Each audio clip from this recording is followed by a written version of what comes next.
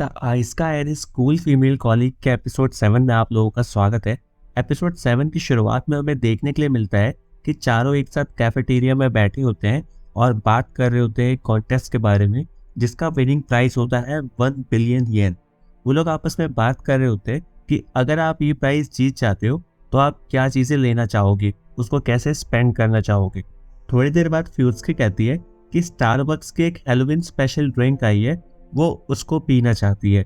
इस पे सब लोग कहते हैं कि हाँ, हमने भी सुना है कि वो बहुत ज़्यादा टेस्टी है। इस पे हिमोरो कहता है कि मैं भी इसको ट्राई करना चाहता हूँ। अगला सीन हमें देखने के लिए मिलता है रोड साइड का, जहाँ पे हिमोरो किसी से फ़ोन पे बात कर रहा होता है और उसको बता रहा होता है कि उसकी क्लाइंट के साथ जो मीटिंग थी वो ख़त्म हो गई है और अब वो वापस आ रहा है। रास्ते में उसको स्टारबक्स दिखता है, जहाँ पे उसी हैलोवीन वाली ड्रिंक की पिक्चर लगी होती है। हिमोरो स्टारबक्स के अंदर जाता है और वहाँ पे ऑर्डर करता है और कहता है मेरे को आइस पैक्स की ज़रूरत नहीं है। इस पे जो लेडी होती है, जो ऑर्डर ले रही होती है, वो कहती है बिना आइस पैक के तो ये गर्म हो जाएंगे। इस पे हिमोरो उसको बताता है कि वो एक स्नो वुमन का बेटा है और उससे ज़्यादा अच्छे तरीके से इन ड्रिंक्स को नाइस और चिल कोई और नहीं रख सकता। ड्रिंक्स को लेके ऑफिस वापस जाते वक्त हिमोरो सोच रहा होता है कि फ्यूज़की अगर इन ड्रिंक्स को देखेगी तो वो खुश हो जाएगी, क्योंकि वो भी इनको ट्राई करना चाहती थी। जैसे ही वो ऑफिस पहुँचता है, कैफेटेरिया में फ्यूज़की होती है। उससे हिमोरो पूछता है क्या तुम अब ब्रेक ले रहे हो फ्यूज़की? तो उस पर फ्यूज़की कहती है कि तुम बहुत ही सही टाइम पे वापस आए हो। देखो, मैंने 4 ड्रिंक्स लेके रखी हुई है। मेरे को याद है तुमने कहा था ना कि तुम इसको ट्राई करना चाहते हो, इसलिए मैं लेके आई हूँ। इस पे हिमोरो सोचने लगता है अरे फ्यूज़की तो ऑलरेडी ये ड्रिंक्स लेके आ चुकी है। फिर फ्यूज़की देखती है कि हिमोरो भी ये ड्रिंक लेके आ गया है। फ्यूज़की हिमोरो से कहती है अरे तुम भी सेम ड्रिंक्स ले आए, लगता है हम दोनों ने सेम बातें सोची। इससे हमको पता चलता है कि रिपोर्ट, कॉन्टैक्ट और कंसल्ट वाला जो रूल होता है वो कितना इंपॉर्टेंट है। अगर हम लोगों ने आपस में कम्युनिकेशन किया होता तो हम में से कोई एक ही बंदा लेके आता। चलो कोई बात नहीं, अब तुम ले ही आए हो तो हम इसका ढंग से यूज़ कर सकते हैं।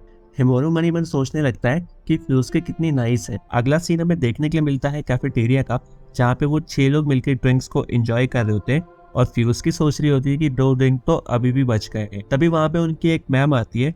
फ्यूज़की उनको ड्रिंक ऑफर करती है। वो ड्रिंक पीने के बाद मैम कहती है अरे वाह, मैं तो इस ड्रिंक को कब से ट्राई करना चाहती थी, लेकिन तुम ये मत सोचना कि मैं तुमको इससे कोई फेवर करने वाली हूँ जज करते टाइम। तो इस पे फ्यूज़की पूछती है किस चीज़ के बारे में जज करते हुए। इस पे कमोरी बोलती है जो भी ये कॉन्टेस्ट जीतेगा उसको 1 लाख येन का प्राइज मिलने वाला है प्रेसिडेंट की तरफ से। वो सभी लोग बातें कर रहे होते हैं और ड्रिंक्स को एंजॉय कर रहे होते हैं। तभी जो साइजिमा है वो सोचने लगता है कि इतना ज़्यादा टेम्पटिंग अमाउंट क्यों मिल रहा है। तो मैडम बताती है कि उसको फेस्टिवल्स बहुत ज़्यादा पसंद है और वो चाहती है कि उसके सारे एम्प्लॉयज़ भी बहुत ज़्यादा एक्साइटेड रहे इस फेस्टिवल के सेलिब्रेशन के लिए, इसलिए उसने 1 लाख येन का इनाम रखा है। ये बोलने के बाद वो यहाँ से चली जाती है। कमोरी कहती है कि हम लोगों को डिसाइड करना चाहिए कि हम लोग पार्टिसिपेट करेंगे या नहीं।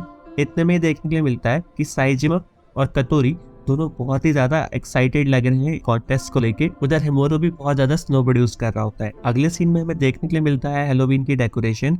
यहाँ पे ये चारों जो हमारे मेन कैरेक्टर है, ये बैठ के आपस में डिस्कस कर रहे होते हैं कि हम लोगों को स्ट्रैटेजी बनानी चाहिए। हिमोरो सबसे पूछता है कि कतोरी और ओतोनाशी किधर है। उस पर कमोरी बताती है कि ये जो कॉन्टेस्ट होने वाला है ये डिपार्टमेंट बेस्ड होने वाला है, तो वो दोनों अपनी स्ट्रैटेजी अकेले बैठ के बना रहे। अगला सीन हमें देखने के लिए मिलता है एक रेस्टोरेंट का, जहाँ पे कतोरी और ओतोनाशी दोनों साथ में बैठे होते हैं और कतोरी ओतोनाशी से कहता है मैंने पास्ट में बहुत सारे अच्छे अच्छे मास्क बना रखे हैं, मैं तुमको दिखाता हूँ।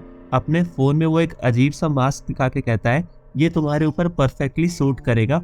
उस पे ओतोनाशी कहती है तुम चाहते हो कि मैं ये मास्क पहनूं? इधर जो हमारे ये चारों बैठ के प्लान कर रहे होते हैं, ये भी सोच रहे होते हैं कि हम क्या पहने कॉस्ट्यूम। कमोरी आइडिया देती है कि हम घोस्ट और मम्मी का जो हमारा कॉस्ट्यूम है वो पहन सकते हैं। ये सुनते ही जो हिमोरो होता है उसकी को इमेजिन करने लगता है घोस्ट और मम्मी के कॉस्ट्यूम में और सोचने लगता है कि वो तो इसमें भी कितनी ज्यादा क्यूट लगेगी। इतने में ही फ्यूज़की अपने फोन पे एक कॉस्ट्यूम दिखाती है और कहती है क्या हम ये पंपकिन वाली ड्रेस को पहने, इससे हैलोवीन की वाइब भी आएगी। हिमोरो सोचने लगता है कि फ्यूज़की ने अगर ये पहन लिया तो मेरे को तो उसका फेस दिखेगा ही नहीं और थोड़ा सा कंफ्यूज होने लगता है। तो कमोरी ये बात नोटिस कर लेती है और उससे पूछती है क्या हुआ हिमोरो, तुम कंफ्यूज लग रहे हो थोड़ा।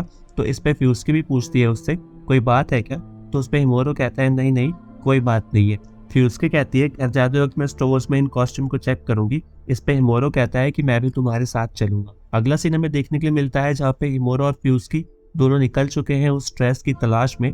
वो डिफरेंट स्टोर्स पे जाते हैं लेकिन उनको कहीं भी वो ड्रेस नहीं मिलती। वो जिस भी स्टोर पे जाते हैं वहाँ पे वो सोल्ड आउट हो चुका होता है। हिमोरो अंदर ही अंदर बहुत ज़्यादा गुस्सा हो रहा होता है कि ये एक स्टूपिड से ड्रेस की वजह से फ्यूस्की का मूड खराब हो रहा है। फ्यूस्की कहती है कि साइजिमा और कमोरी को हम ये बात बता देंगे कि हमने बहुत सारी जगह पे ढूंढा लेकिन हमको वो ड्रेस कहीं भी नहीं मिली, एंड आई होप वो लोग समझ जाएंगे कि हमारे इतना ढूंढने पे भी हमको जो ड्रेस है वो नहीं मिली है। आखिर में वो लोग डिसाइड करते हैं कि हम लोग कुछ और ही ले लेते हैं। हिमोरो दूसरी ड्रेसेस को देख ही रहा होता है, तभी वहाँ फ्यूस्की आती है और उससे कहती है ट्रिक और ट्रीट, और उस पर हिमोरो एकदम से बहुत ज़्यादा सरप्राइज हो जाता है। आखिर में वो लोग डिसाइड कर लेते हैं कि कौन सी ड्रेस लेनी है और वो वापस जाने लगते हैं। उसके बाद हिमोरो फ्यूस्की को घर छोड़ने जाता है पैदल। वो वॉक करते हुए फ्यूस्की के घर तक पहुँचते हैं और हिमोरो सोचता है कि फ्यूस्की का घर तो बहुत ही ज़्यादा स्टाइलिश एरिया में है। फ्यूस्की एक बार फिर से हिमोरो को सरप्राइज करते हुए बोलती है ट्रिक और ट्रीट, तुमने मेरे को पहले हिमोरो ट्रीट नहीं दी। इस पे हिमोरो सोच में पड़ जाता है। वो अपने ख्यालों में खोया ही होता है कि फ्यूस्की उससे कहती है कि मैंने तुमको ऑलरेडी ट्रिक कर दिया है तो तुमको अब ट्रीट देने की जरूरत नहीं है, मेरे को घर छोड़ने के लिए थैंक यू। और ये बोल के फ्यूस्की चली जाती है। अगला सीन हमें देखने को मिलता है ऑफिस का, जहाँ पे तैयारी हो रही होती है पार्टी की। वहीं दूसरी तरफ जो फ्यूस्की है वो एक क्लाइंट की मीटिंग में फंस गई होती है। इधर हिमोरो, साइजिमा और कमोरी आपस में बातें कर रहे होते हैं कि फ्यूस्की की मीटिंग थोड़ी ज़्यादा देर चल गई है तो उसको आने में थोड़ा देर हो जाएगा।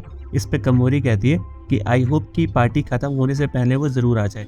वो तीनों बातें करते हुए आगे जा ही रहे होते हैं, तभी उनको दिखता है कि कतोरी वहाँ बैठा होता है। कतोरी थोड़ा टेंशन में लगा होता है। वो लोग उससे पूछते हैं तो कतोरी बताता है कि उसने ओतोनाशी और अपने लिए जो ड्रेस प्लान की थी वो घर पे लाना ही भूल गया। वो बताता है कि ये ड्रेस कितनी ब्यूटीफुल थी। कमोरी और बाकी सब उसको नए नए आइडिया देने लगते हैं कि वो ऐसे में क्या कर सकता है, लेकिन कोई भी आइडिया उसको जमता नहीं है। इतने में ही फ्यूस्की का मैसेज आता है हिमोरो को कि उसकी मीटिंग ओवर हो गई है। तो हिमोरो उसको बताता है कि ऐसी ऐसी सिचुएशन हो गई कतोरी के साथ। तो उस पर फ्यूस्की एक आइडिया देती है। फ्यूस्की ने जो आइडिया दिया होता है उसमें वो लोग क्या करते हैं, कतोरी और ओतोनाशी को जो पेपर होते हैं उसको एज अ रैप करके मम्मी बना देते हैं उन लोगों को, और उन लोगों की ड्रेस बहुत ज़्यादा अच्छी लगने लगती है। सब लोग बहुत ज़्यादा खुश होते हैं। हिमोरो उन दोनों की फोटो खींच के फ्यूस्की को भेजता है और थैंक यू बोलता है उसके इतने अमेजिंग आइडिया के लिए। जो हमारे चारों मेन कैरेक्टर होते हैं, इन लोगों ने डिसाइड किया होता है कि ये लोग वैम्पायर की ड्रेस पहनने वाले हैं, और सब लोग अपना अपना कॉस्ट्यूम पहनने लगते हैं और सब लोग बहुत ही ज़्यादा अच्छे लग रहे होते हैं। इधर पार्टी में भी बहुत अच्छी रौनक दिख रही होती है हमें। जो ओतोनाशी और कतोरी मम्मी बने होते हैं वो तो भाई पार्टी की जान जैसे बन गई हो ऐसे पूरे एंजॉय कर रहे होते हैं। फ्यूस्की जैसे ही ऑफिस पहुंचती है और अपनी ड्रेस पहन के हिमोरो के सामने आती है, हिमोरो अपने आप को पूरा बर्फ में जमा लेता है क्योंकि वो देखता है कि फ्यूस्की के मुंह पे ब्लड लगा हुआ है। उसको लगता है कि ये फ्यूस्की का रियल ब्लड है, इसलिए वो घबरा जाता है। लेकिन फ्यूस्की बताती है कि क्योंकि वो वैम्पायर बनी है इसलिए उसने फेक ब्लड लगाया है फेस पे। हिमोरो एम्बैरस होकर वहां से चला जाता है। तो कमोरी कहती है कि तुम्हारा फेक ब्लड की वजह से हिमोरो इतना ज्यादा टेंशन में आ गया था, यानी कि ये फेक ब्लड हमारे कॉस्ट्यूम में चार चांद लगाने वाला है। फिर उसकी कमोरी से कहती है हिमोरो आज बाकी दिन से थोड़ा सा डिफरेंट लग रहा था ना। अगला सीन हमें देखने के लिए मिलता है कॉम्पिटिशन के रिजल्ट का, जहाँ पे जो हमारे चारों वैम्पायर होते हैं इन लोगों को सेकंड पोजीशन मिलती है, और जो हमारे विनर होते हैं कंपटीशन के वो होते हैं मम्मी के डुओ, यानी कि टीम फीनिक्स जो कि बनी थी मम्मी। अगले सीन में ओतोनाशी और कतोरी आते हैं बाकी चारों के पास और कहते हैं कि थैंक यू, तुम लोगों की वजह से ही हम लोग आज का कंपटीशन जीते हैं, लेकिन हमको अच्छा नहीं लग रहा कि सारा का सारा प्राइज मनी हमारे पास जाए, इसलिए हम इसको आपस में बांट लेंगे। तो इनको फर्स्ट प्लेस के लिए मिला होता है 1 लाख और जो सेकंड प्लेस होता है उसको मिलता है 30,000। तो टोटल मिला के 1,30,000 का प्राइस हो जाता है, जिसको वो लोग कहते हैं कि इससे हम बहुत अच्छे अच्छे मील साथ में एंजॉय करें। अगला सीन हमें देखने के लिए मिलता है ऑफिस के वर्क एरिया का, जहाँ पे अभी तक जो फ्यूस्की है ना उसने अपनी ड्रेस चेंज की होती है और ना ही हिमोरो ने। वो दोनों एक दूसरे को बताते हैं कि वो लोग पहले अपना सामान समेटना चाहते थे, उसके बाद ड्रेस चेंज करते। इस पर फ्यूस्की बोलती है मैं आज पार्टी में थोड़ा लेट आई और मैं चाहती हूँ कि मैं थोड़ी देर और इंजॉय कर सकूँ इस फेस्टिवल को, इसलिए मैं ड्रेस चेंज नहीं कर रही हूँ। अगर तुम माइंड ना करो तो क्या तुम मेरे साथ वापस घर चलना चाहोगे पैदल, वो भी इसी ड्रेस को पहने हुए। तो इस पे हिमोरो कहता है हाँ बिल्कुल, क्यों नहीं। और वो दोनों साथ में घर जाने लगते हैं उसी ड्रेस को पहने हुए। रास्ते में उनको दिखता है कि एक परेड जा रही होती है जिन लोगों ने पंपकिन की ड्रेस पहन रखी होती है, और वो उनको देख के सोचते हैं कि तो ये लोग हैं जिन लोगों ने सारे के सारे पंपकिन वाले कॉस्ट्यूम खरीद लिए थे, और वो लोग हंसने लगते हैं। और इसी के साथ जो हमारा एपिसोड है वो एंड हो जाता है। आई होप आप लोग भी इस सीरीज को वैसे ही एंजॉय कर रहे होंगे जैसे मैं कर रहा हूँ। नेक्स्ट पार्ट के साथ बहुत जल्दी मिलूंगा, तब तक के लिए सायोनारा।